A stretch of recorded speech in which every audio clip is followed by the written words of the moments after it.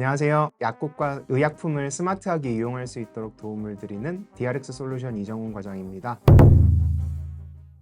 오늘은 여러분들하고 어떤 얘기를 좀 나눠볼까 하다가 신문 기사를 하나를 본 게 있어요. 지난 6월 말에 한 식당에서 이제 냉면을 이제 단체로 드신 이제 손님들께서 집단으로 식중독이 걸리신 거예요. 근데 한 분께서는 이제 폐혈증으로 사망까지 이르신 안타까운 사건이 있었어요. 그 기사를 보다가 이런 생각이 들었어요. 일단 이 식중독의 원인은 살모넬라라는 균에 감염된 식중독으로 밝혀졌거든요. 근데 이런 식중독에 걸리면 보통 나타나는 증상이 설사를 하게 되고 열도 막 나고 구토도 하고 복통도 생기고 그렇게 되는데, 그러면 일반적으로 사람들이 설사가 많이 난다, 아이고 약국 가서 지사제 하나 사 먹어야겠다 해서 이렇게 사 드시게 되거든요.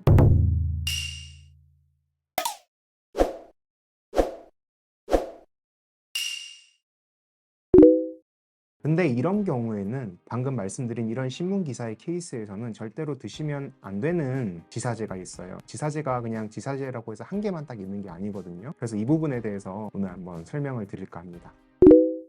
그러면 이제 설사란 무엇인가? 이제 설사에 대해서 잠깐 먼저 설명을 드릴게요. 정해진 정의에 의하면 하루에 한 4번 이상 묽거나 이제 형태가 막 틀어진 그런 변을 보거나, 그리고 대변량이 확 늘면서 변의 수분 함량이 비정상적으로 증가한 상태를 의미를 하거든요. 근데 사실 설사라는 그 현상 자체가 그렇게 막 유해한 건 아니고 오히려 좀 유익한 과정에 속해요. 왜냐면은 설사를 통해서 우리 몸속에 있는 좀 유해한 균이나 뭐 세균 그런 것들을 이제 빼내는 우리 몸에 어떻게 보면 방어작용이거든요. 그래서 정상적인 몇 번 설사를 하고 그치는 거는 크게 사실 신경을 안 써도 되는데, 너무 설사를 막 자주 오래 하게 돼서 막 탈수 증상이 오고 힘들어지고 이러면 이제 좀 조절을 해야 되는 경우에 속하게 되는 거죠. 그러면 설사의 원인은 뭘까요? 되게 다양하지만 제가 한 4개 정도로 한번 추려봤어요. 첫 번째는 감염 때문에 뭐 세균이나 바이러스에 의해서 감염이 돼서 설사가 나는 경우인데, 보통 뭐 오염된 음식을 먹거나 뭐 그런 케이스를 통해서 잘 일어나게 되고요. 두 번째는 이제 약 때문에 설사를 유발하는 약물이 있습니다. 또 항생제 같은 걸 먹어도 안에 있는 유익균들이 이제 장내 유익균이 죽어서 설사 같은 게 좀 날 수가 있고요. 세 번째로는 특정 질병을 가진 사람들은 설사가 좀 날 수가 있어요. 예를 들면 뭐 과민성 대장 증후군이나 뭐 염증성 장질환 이런 질병이 있으신 분들은 설사가 좀 유발될 수 있고, 네 번째로는 뭐 기타 요인입니다. 예를 들면 뭐 스트레스를 많이 받아서 설사가 날 수도 있고요. 소화 불량 때문에 설사가 날 수도 있고, 우유를 이제 분해할 수 있는 효소가 우리 몸에 없으면 찬 우유 먹고 이제 설사하시는 분들이 있어요. 어른이 돼서도. 그런 분들 유당불내증이라고 하는데 뭐 그런 원인이 좀 있을 수 있겠죠.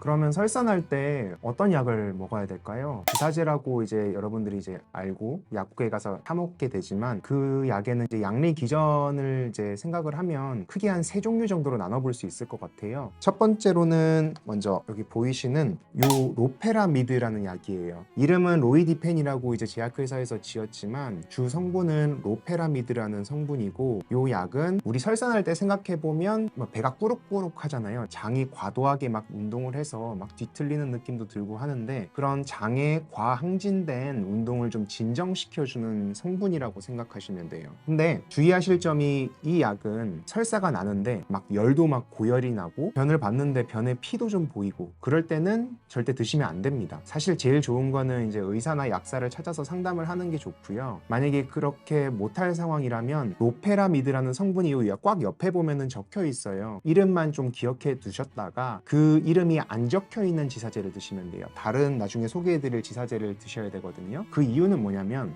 그 아까 설명을 드렸던 것처럼 설사라는 게 사실은 우리 몸에서 유익한 작용이라고 볼 수 있다고 말씀을 드렸잖아요. 몸에 있는 안 좋은 세균이나 독소를 이제 배출시키는 활동인 건데, 얘가 장의 운동을 천천히 진정시켜 버려서 배출을 못 시키게끔 막아버릴 수가 있는 거죠. 그래서 우리 몸은 빨리 독소를 배출하려고 했는데 얘 때문에 배출이 안 되는 거예요. 그래서 더더욱이 그게 우리 몸에 뭐 계속 남게 되고 흡수되고 해서 더 안 좋은 악영향을 끼칠 수가 있기 때문에 드시지 말라고 말씀을 드리는 겁니다. 그래서 한 가지 주의를 해야 된다는 점, 그걸 기억해 주셨으면 좋겠어요.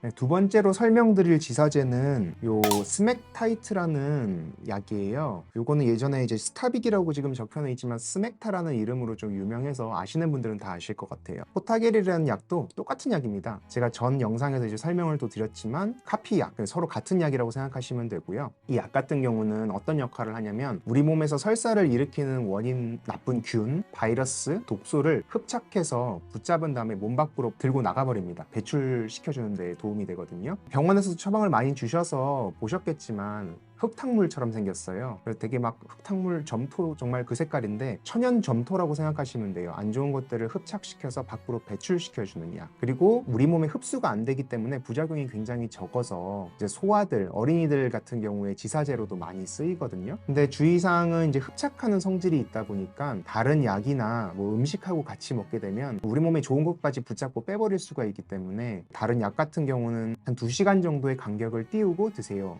공복에 드세요. 그렇게 복약 지도를 하게 됩니다. 그 부분만 기억해 주시면 좋을 것 같고, 참고로 좀 드물지만 가끔 이게 설사약이 아니고 그 식도염약, 위염약에서 이제 통증을 경감시키기 위해서 처방이 되는 경우가 있어요. 나는 뭐 식도염 때문에 갔는데 왜 설사약을 주냐 해서 잘못 처방난 게 아니라 가끔은 이제 이게 점막을 이제 보호하는 효과를 노리고 통증 경감을 목적으로 사용을 할 때도 있습니다. 그럴 때는 이제 공복에 드시는 게 아니라 식후에 바로 복용하시라. 용법이 좀 변경되는 경우가 있습니다. 그건 참고로 말씀드렸어요.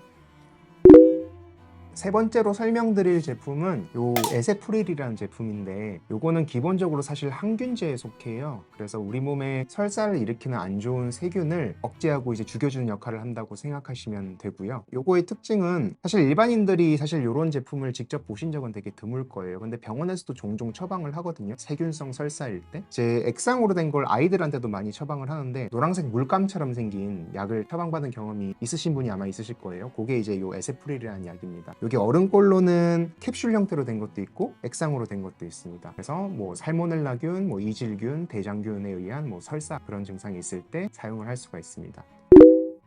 그리고 지금 보여드린 거는 이제 양약에 속하는 제품들이고, 사실 한약 제제도 약국에서 이제 파는 것 중에서 이제 설사 증상, 장염 증상에 쓸 수 있는 것들이 있고요. 또 유산균 제제도 사실 설사가 증상이 있을 때 도움이 됩니다. 유산균이 변비에만 도움되는 게 아니라 설사에도 도움이 돼요. 왜냐하면 우리 장내 환경에 유익균과 유해균의 비율을 적절하게 맞춰주기 때문에 장내의 이상 증상인 설사에도 이제 사용을 할 수가 있습니다. 만약에 집에 설사가 날 때 유산균이 좀 있으시면 같이 드시면 도움이 됩니다.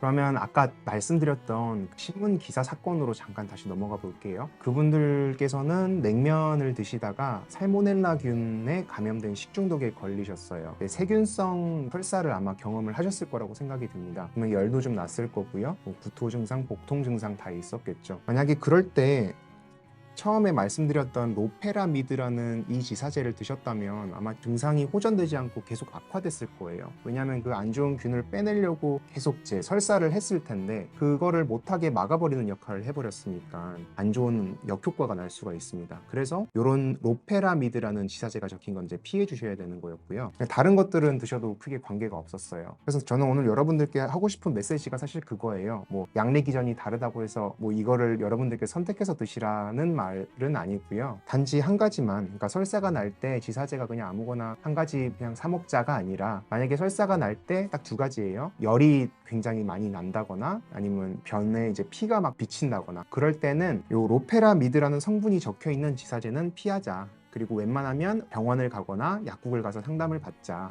근데 여의치 않으면 이 성분을 제외한 다른 제품을 먹자. 이렇게 한번 정리를 해보면 좋을 것 같습니다. 그리고 제가 오페라미드라는 지사제를 설명을 드리면서 혹시나 느끼시기에 너무 위험한 약 같다거나 이제 이거 먹으면 안 되겠다라고 생각하시는 분들이 계실 것 같은데, 그렇게 생각하시면 안 되고요. 그거는 이제 오해시고, 사실 굉장히 안전한 약에 속합니다. 굉장히 많이 쓰는 약이고요. 병원에서도 처방을 많이 하는 약이고, 그렇게까지 걱정하실 필요는 없는데, 저는 약간 좀 극단적으로 갈 수 있는 상황, 위험성에 대해서 한번 말씀을 드린 거예요. 계속 말씀드렸던 그런 세균성 설사, 뭐 고열이 나고 식중독 정도 걸리고 그런 상황에서 이거를 한두 번 먹는다고 해서 뭐 극단적인 상황까지는 안 갈 수 있을 거예요. 근데 한두 번이 아니라 지속적으로 부적절한 상황에 복용을 했을 때 안 좋은 상황이 벌어질 수 있으니 좀 조심하셨으면 좋겠다, 이런 메시지를 드리고 싶었던 겁니다. 그래서 뭐 이 약을 뭐 위험하다고 생각하실 건 전혀 없습니다. 이 약도 굉장히 안전한 약이고 많이 쓰는 약이니까 뭐 그런 건 오해 없으셨으면 좋겠어요.